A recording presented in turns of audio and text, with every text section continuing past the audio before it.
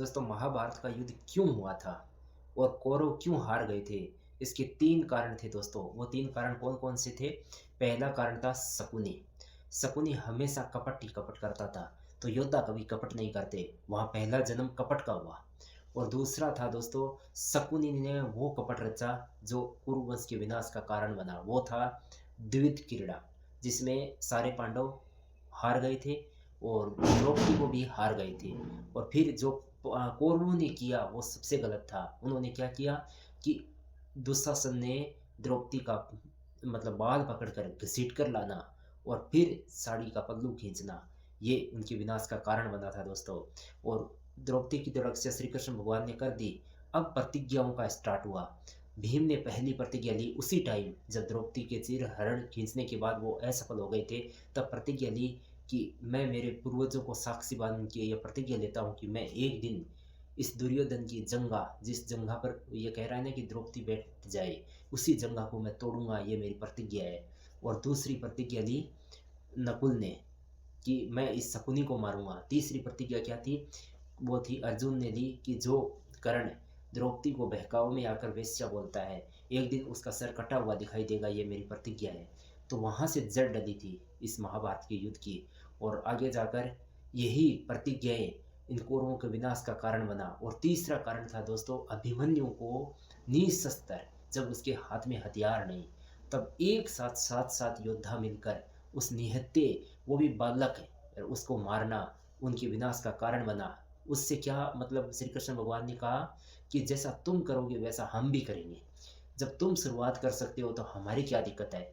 तो दोस्तों अभिमन्यु की मृत्यु भी कौरवों के विनाश का कारण बना, क्योंकि सामने वाले को बहाना मिल गया था।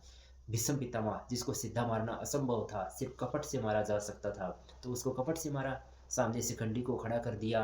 और भीष्म पितामह कभी औरत पर हथियार नहीं उठाते थे, बस उसी को फायदा दिया और अर्जुन ने पीछे से बाणी मारी और वो सैया पर सो गए।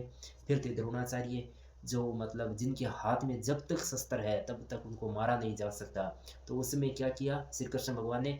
पांडवों को कहा कि जब ये अभिमन्यु को मार सकते हैं निशस्त्र सात सात योद्धा मिलकर, तो तुम्हारे गुरु का भी मतलब कपट से मारना पड़ेगा। नहीं, सीधा तो ये मारा नहीं जाएगा। तो पांडव ऐसा काम नहीं करते, परंतु अभिमन्यु को मारने के कारण, वो उनका पोता था, बेटा था, तो अभिमन्यु को मारने के कारण उनमें क्रोध जागृत हो गया कि जब वो कर सकते हैं तो हम भी कर सकते हैं, हमारा भी ये धर्म माना जाएगा। तो उन्होंने युधिष्ठिर से कहा कि आप पर द्रोणाचार्य विश्वास करता है कि आप सत्य बोलते हो, बस इसी का फायदा लेना पड़ेगा। आप कह दो अश्वत्थामा मर गया और हम एक हाथी को मारेंगे। तो हाथी का नाम भी अश्वत्थामा था। तो युधिष्ठिर ने जोर से कहा कि अश्वत्थामा मारा गया। तो जैसे ही द्रोणाचार्य जी ने ये बात युधिष्ठिर के मुंह से सुनी, तभी उनका पूरा शरीर टूट गया। धनुष नीचे डाल दिया, आंखें बंद कर ली और ध्यान मग्न हो गए। बस इतना ही पावर था द्रोणाचार्य जी में। बस अपने बेटे का मोह के कारण वो भी टूट गए। तो फिर धृष्टद्युम्न ने क्या किया, आंखें बंद थी उस टाइम, तलवार से उनकी नस अलग कर दी। तो उनके हाथ में भी धनुष नहीं था, कपट से मारा। तीसरा था कर्ण। अब कर्ण भी महायोद्धा था। तो कर्ण को भी जब हाथ में शस्त्र ना हो, सारथी भी ना हो, उसके पास ज्ञान ना हो, तब उसको मारा जा सकता था।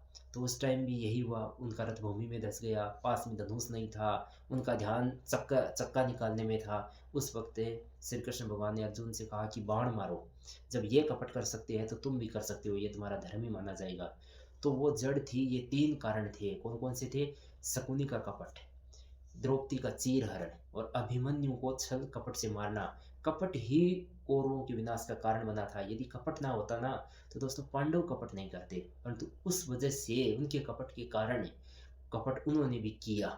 और परिणाम ये हुआ कि कौरव हार गए और दुर्योधन लास्ट में जो बड़ी बड़ी डीप मारता था, जंगा टूटी हुई।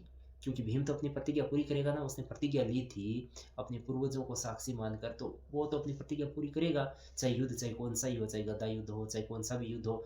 उसने सीधा अपना गदा जंघा पर मारा और टूट गई उसकी जंघा, और पूरी रात पड़ा रहा। बस ये थी दोस्तों वो 3 कारण, जिसके कारण उनको कपट का परिणाम झेलना पड़ा। और वही उनका कपट, ये उनका अधर्म बन गया। और कपट से मारना पांडवों के लिए धर्म बन गया। बस ये थी वो दोस्तों वजह। ठीक है दोस्तों, मैंने कुछ सारांश पढ़कर आपके सामने बताया जो बिल्कुल सत्य है।